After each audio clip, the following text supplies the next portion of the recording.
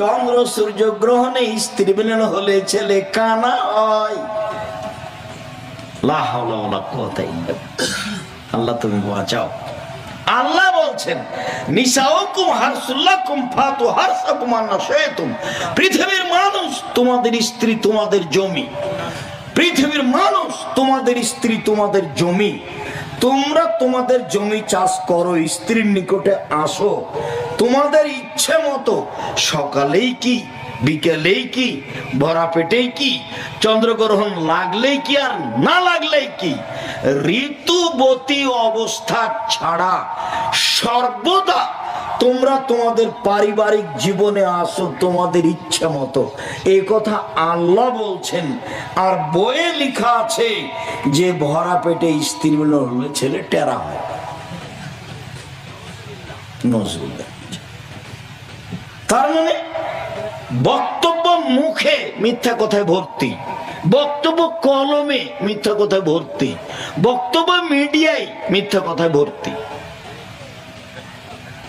তো আল্লাহর নবী বলছেন, হাদিস বুখারী মুসলিম, পৃথিবীর মানুষ তোমরা সালাত আদায় করো যেভাবে আমাকে সালাত আদায় করতে দেখছো।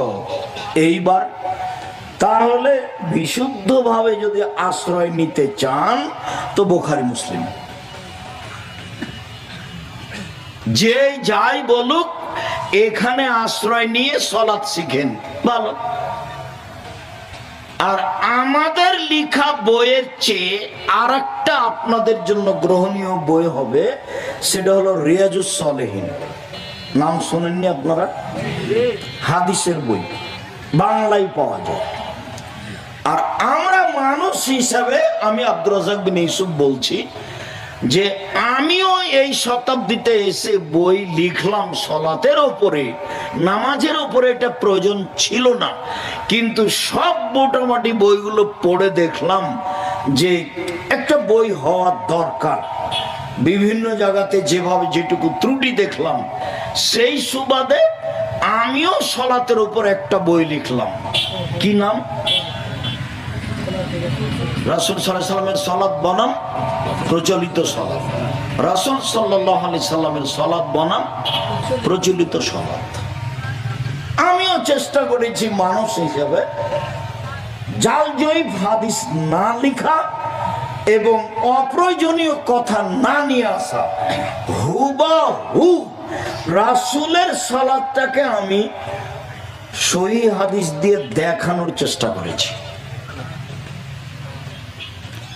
তো আমি আমারটাকে 3 নম্বরে রাখলাম। 1 নম্বরে কি রাখলাম? বুখারী মুসলিম। 2 নম্বরে কি রাখলাম? রিয়াজুস সালেহীন। 3 নম্বরে বললাম যে আমিও মানুষ, তবে আমি চেষ্টা করেছি কোনো পীর মুরিদের আশ্রয় নিইনি, কোনো দল মাঝহাবের আশ্রয় নিইনি। আমার জীবনে কোনোদিন দল মাঝহের আশ্রয় নিয়ে কিছু করা লাগেনি। আর জামিয়া সালাফে একেবারে ভিন্ন ধরনের প্রতিষ্ঠান। এদেশের সর্বোচ্চ শিক্ষা মানে প্রতিষ্ঠান জামিয়া সালাফিয়া। এদেশের সর্বোচ্চ শিক্ষক গণে প্রতিষ্ঠান জামিয়া সালাফিয়া। এখন জামিয়া সালাফিয়া মদিনা বিশ্ববিদ্যালয়ের 4 জন টিচার আছে এখন এই মুহূর্তে। যারা আপনারা সম্মেলনে গেছেন তারা 4 জনকে দেখেছেন। আর যদি না গিয়ে থাকেন তা আমার কিছু করার নেই। আমি আপনাকে ডেকেছিলাম খুব কষ্ট করে, বিজ্ঞাপন পোস্টার ছাপিয়ে আমি মিডিয়াতে এসে, আর কত ভাবে যে আপনাকে আমি ডেকেছি বক্তব্যের শেষে বলে, তারপরেও আপনার জামিয়া সালাফিয়া ডাঙ্গিপাড়ায় যাওয়ার সুযোগ হয়নি। কেন হয়নি তা আমি বলতে পারছি না। সবার জন্য একটাই বিষয় ছিল, রাসূল সাল্লাল্লাহু আলাইহি সাল্লামের জীবনী। কেউ বদনাম নিয়ে মুখ খুলতে পাবে না কারো বিরুদ্ধে, মাযহাব নিয়ে কেউ মুখ খুলতে পাবে না। বাস নিজ নিজ বক্তব্য দিবে যেটা লিখে দিয়েছে। তো 4 জনকে আপনারা দেখেছেন নিজ চোখে। এটা হলো জামিয়া সালাফিয়া শিক্ষক মানে। আর ছাত্র শিক্ষক সংখ্যায় 300 জন, ছাত্র সংখ্যায় 5000। আর আয়তন যেটা রূপগঞ্জ নারায়ণ প্রায় এখন 100 বিঘা। যেটা রাজশাহী সেটা প্রায় 35 থেকে 40 বিঘা, যেটা এখন রাজশাহী তানোরে মেয়েদের জন্য সেটা 60-70 বিঘা। বিশাল প্রতিষ্ঠান, শিরক মুক্ত প্রতিষ্ঠান জামিয়া সালাফিয়া, বিদাত মুক্ত প্রতিষ্ঠান জামিয়া সালাফিয়া, দল মুক্ত প্রতিষ্ঠান জামিয়া সালাফিয়া, সংগঠন মুক্ত প্রতিষ্ঠান জামিয়া সালাফিয়া, হিংসা মুক্ত প্রতিষ্ঠান জামিয়া সালাফিয়া। কথা যখন জাতির সামনে বলি তখন শিরক, বেদাত, হিংসা, দল, সংগঠন সবকে খালি করে রেখেছে, মাথায় এগুলো কিছু নেই, একবারে খালি অবস্থায় আছে আপনার সামনে। যেটাই সহিহ হাদিস হবে সেটাই মেনে নেব, যদি ভুল হয়ে থাকে বলা, ভুল বুঝার সাথে সাথে সবই করব, কথা আমারটা বাদ দেব এবং সেটাই করে নেব, মেনে নেব, যাকে আপনাদের ভাষায় স্যালেন্ডার করলাম। খালি ধরা পড়লে আত্মমর্যাদার আমার 5 পয়সা দাম নেই। কথা রাসূল সাল্লাল্লাহু আলাইহি সাল্লামের, পীর সাহেবের দাম নাই, বুজুর্গানের দিনের কোনো দাম নাই, হুজুরের কোনো দাম নেই। ইনারা যদি আল্লাহ আল্লাহ রাসূলের কথা অনুপাতে চলে থাকে তা আল্লাহ এদেরকে ভালো ফল দিবেন, আর যদি না চলে থাকেন তো ভালো ফল দিবেন না। চলেন এইবার তাহলে 3টে বইয়ের নাম করে সালাত দেখায়। আল্লাহু আকবার বলে সালাত আরম্ভ করবেন। আল্লাহু আকবার বলার পরে সুন্দর করে ওযু করে নেবেন। ওযু করার পূর্বে বিসমিল্লাহ বলবেন। ওযু শেষে দোয়া পড়বেন। পেশাব পায়খানার কাজ থাকলে শেষ করে নেবেন। পেশাব পায়খানার কাজ কথা বলতেই চট করে একটা হাদিস কথা মনে পড়ল। অবয়েব আনসারী বলছেন যে এই আয়াতটা কোবাবাসীদের জন্য নাযিল হয়েছে। ফিহি রিজালুন ইউহিব্বুনা ইয়াতাতাহারু আল্লাহু ইউহিব্বুল মুতাহহিরিন। মুতাহহিরিন এই গ্রামে সেখানে কতগুলি লোক আছে তারা পবিত্রতাকে ভালোবাসে, আল্লাহ পবিত্রতা অর্জনকারীকে ভালোবাসেন। এর যখন নাযিল হয়ে গেল তখন আল্লাহর নবী কোবার আনসারদের বললেন, ও কোবার আনসারবাসী, ইন্নাল্লাহ আসনা আলাইকুম ফি তুহুরিকুম ফামাত্তাহুরু। আল্লাহ তোমাদের পবিত্রতার প্রশংসা করছে গো। তোমাদের কি পবিত্রতা বলো তো? তোমরা কি পবিত্রতা অর্জন করো যে আল্লাহ তোমাদের প্রশংসা করছেন? ঘটনা কি একটু বলো তো। তখন তারা বলছে, আল্লাহ নবী শোনেন, এক, নাতাওয়াদ্দাউ লিসসালাতে, সালাতের জন্য পানি দিয়ে ওযু করি। 2, নাগতাসিলু লিল জানাবাত, ফরজ গোসল করি পানি দিয়ে। 3, নাস্তানজি বিল মায়ে, ইস্তেঞ্জা করি, পেশাব পায়খানার পরে পবিত্রতা অর্জন করি পানি দিয়ে। তখন আল্লাহ রাসূল বলছেন, হুয়া দাকা ফালাইকুম, ঠিক ঠিক এটাই কথা। এই কারণে আল্লাহ তোমাদের প্রশংসা করছেন, এইটাকে ধরে রাখো।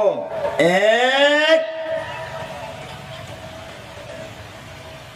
পানি দিয়ে ওযু করি, মনে থাকবে না মনে হয়? 2, ফরজ গোসল করি পানি দিয়ে। 3, পেশাব পায়খানার পরে পবিত্রতা অর্জন করি পানি দিয়ে। তা আল্লাহ নবী বলে, হ্যাঁ ঠিক এটাই।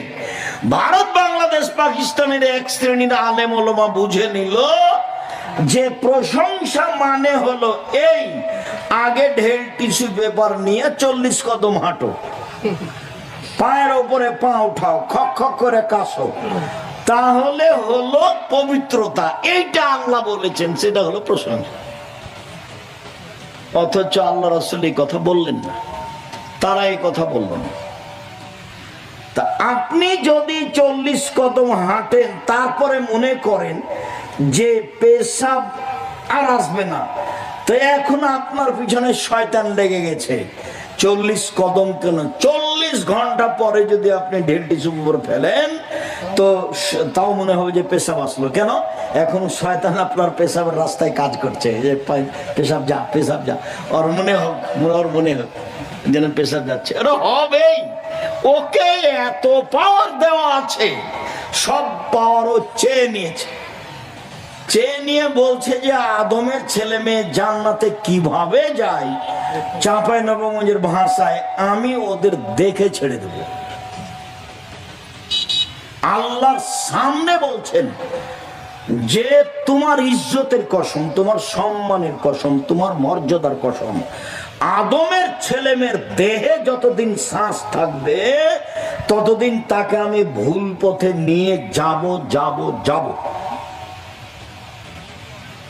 টাকনোর নিচে প্যান্ট পরা আমি তাকে ভালো করে দেখাবই, ও দেখবে ভালো কাজ। দিন রাত মেয়ে মানুষকে দেখবে ল্যাংটা অবস্থায় মোবাইলে, ও বলবে যে এই যে ভালো কাজ। দিন রাত মহিলারা নগ্ন পোশাক পরে চলবে, ওর মাথায় কাপড় দেওয়াটা তার কাছে ভারী। যদি ওর মায়ের চাপে দেয়ও, বাড়ি থেকে বের হওয়ার পরে মাথা থেকে কাপড়টা নামিয়ে দিবে। শয়তান বলছে যে তুই মাথায় কাপড় কেন দিবি। আর আরেকটা আপনারা শুনে অবাক হবেন, শয়তান কিন্তু 14 ইলিমের পড়া। কয় ইলিমের পড়া? মানে সব বিদ্যা আছে। ভালোভাবে জানে যে ইহুদি জাহান্নামে যাবে, তো ইহুদিকে গিয়ে কি বলবে যে নামাজ পড়িও না? ওটা তো ওই পাতা তো শেষ। ভালোভাবে জানে খ্রিস্টান জাহান্নামে যাবে, তো ওই পাতাও শেষ। তাহলে তো পৃথিবীর 3 ভাগের 2 ভাগ মানুষ চলে গেল। হিন্দু জাহান্নামে যাবে, ও ভালোভাবে জানে, তো ওর কাছে কি তার কোনো কাজ আছে?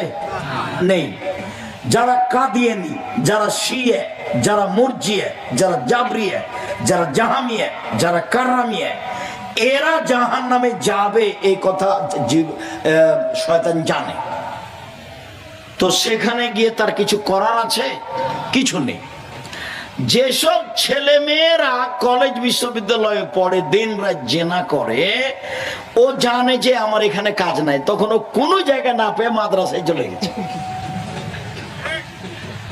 তা আপনি যখন সাদ করে ছেলেটা ভর্তি করেছেন মাদ্রাসায়, 3 মাস পরে আপনি গিয়ে দেখছেন যে ছেলে মাঠের মধ্যে খেলাচ্ছে। ইন্না লিল্লাহি ওয়া ইন্না ইলাইহি রাজিউন। আব্দুর রাজ্জাক সাহেব, আপনার উপরে ভালোবাসার দাবিতে ছেলে দিয়েছিলাম, যা শিখেছিল সেটাও ভুলে গেছে। তা আমি এখন কি দিয়ে বুঝাই? বলে একটু দেরি করেন, বিদ্যা তাড়াতাড়ি হবে না, অনেকদিন সময় লাগবে।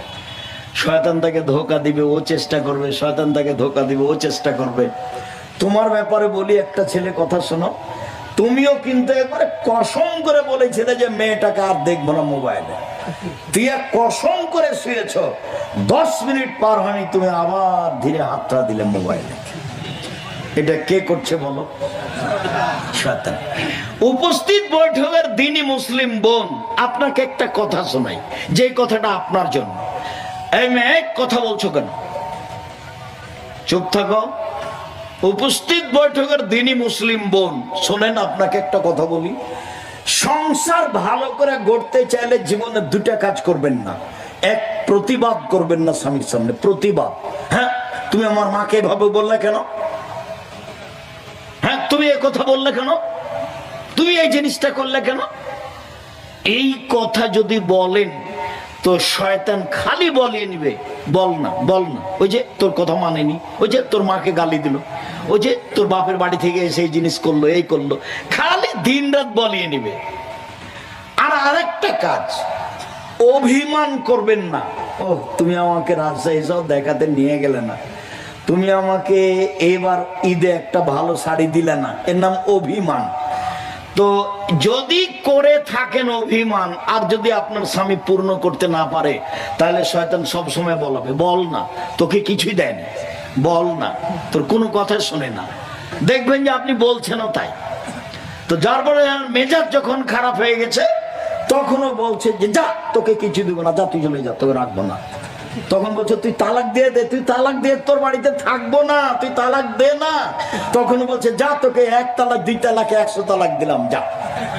এবার শেষ, পাতা ছিঁড়ে গেছে। তো পাতা ছিঁড়ে গেছে, এখন বুদ্ধি। তো মৌলানা সাহেবের কাছে গেছে পাশে, মৌলানা সাহেব বলছেন 1 রাতের জন্য বিবাহ দিতে হবে। ইন্না লিল্লাহি ওয়া ইন্না ইলাইহি। তখন আর খালা ফুফুরা বলছে চুপ থাক, এটাই বিধান, মেনে নে। মেনে নে, এটাই বিধান।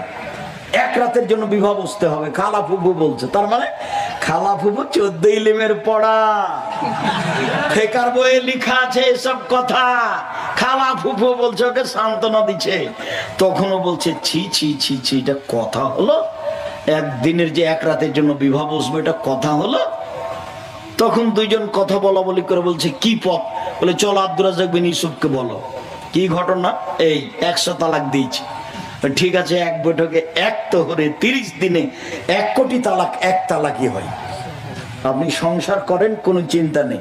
কেউ কিছু বললে বলবেন আব্দুর রাজ্জাক বিন ইউসুফ বলেছে। শুনুন, 40 কদমের পরেও পেশাব আসবে, এ কথাই ঠিক। এই পথ বাতিল। মেনে নিলাম যে আপনি 40 কদম হাঁটছেন, পায়ের ওপরে পা উঠাচ্ছেন, খক খক করে কাছেন, তো আপনার স্ত্রী কি করবে এখন? ওইও কি 40 কদম হাঁটবে? হাঁটতে বলেন না দেখি। তাহলে ওইও কি পায়ের ওপরে পা উঠাবে, খক খক করে কাশবে? ধর্ম পাগল হয়ে গেছে। ধর্ম राजशाही चापे रहो, मुझे हवाई लड्डू, दोनों हाथ में लड्डू है, जो चाहे उसको खा ले, जो चाहे उसको छोड़ दे। बातिल हिसाब, बातिल हिसाब। পেশাব পায়খানার পরে পানি দিয়ে পবিত্রতা অর্জন করতে হবে। এরপরে যদি মনে হয় পেশাব আসলো, শয়তানকে বলতে হবে পেশাবে কাপড় ভিজে যাক, তুই সর, আমি আর ওযু করব না। সর, তুই সর, সর, তুই আমার কাপড় পেশাবে ভিজে যাক, তাতে আসে জানে, তুই সর, আমি তোর কথা গ্রহণ করব না।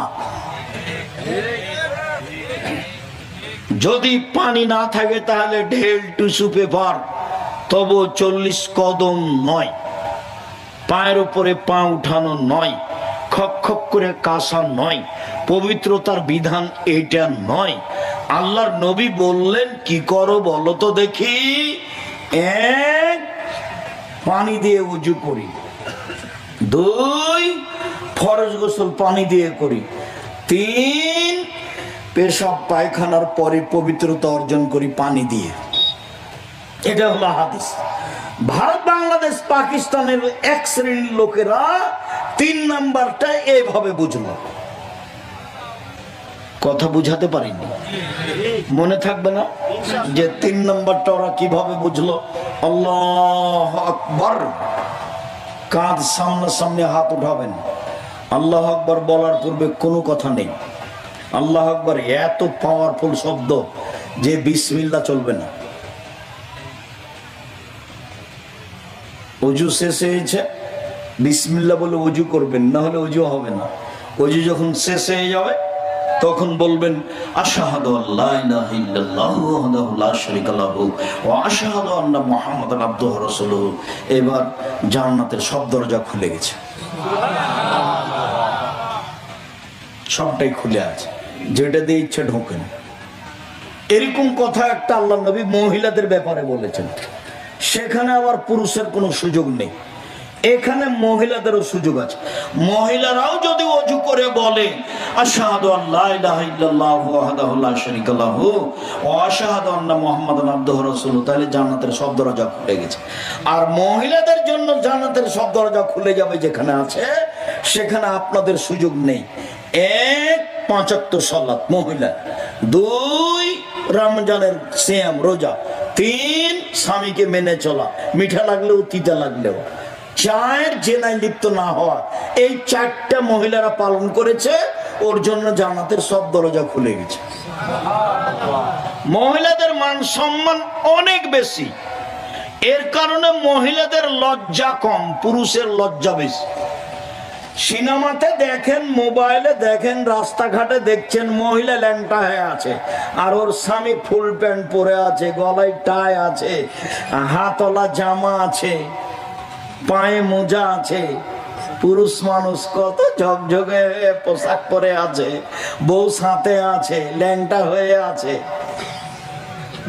আর বড় ডাক্তারের কথা তো বলেছি, বড় ডাক্তারের আমি ওইভাবে নিন্দা করিনি, আমি এটা দুঃখে কষ্টে বলেছি। সবাই খারাপ এ কথা আমি বলিনি, বড় ডাক্তার সবাই খারাপ হবে এ কথা আমি বলিনি। তবে টাকা নিয়ে যদি ও অন্য কোম্পানির প্রেসক্রিপশন লেখে থাকে, তাহলে সে জুতা খাওয়ার যোগ্য, এই কথাই ঠিক। ওর বিদ্যা তাকে বলবে আমি রোগীর চিকিৎসা করব, সবচেয়ে যেটা ভালো ওষুধ আমার বিদ্যায় আছে সেটাই লিখব।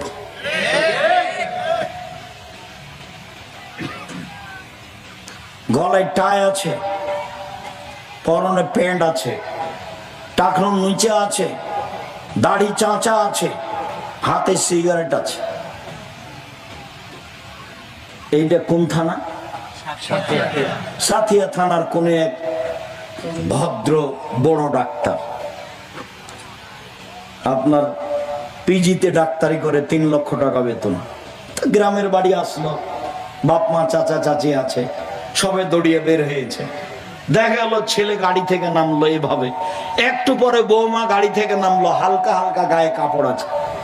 একটু পরে নাতনি গাড়ি থেকে নামলো, গায়ে কাপড় নেই। একটু পরে দেখা গেল গাড়ির পিছনে কুকুর আছে। সহযোগিতায় যারা আছে সব মহিলা মানুষ।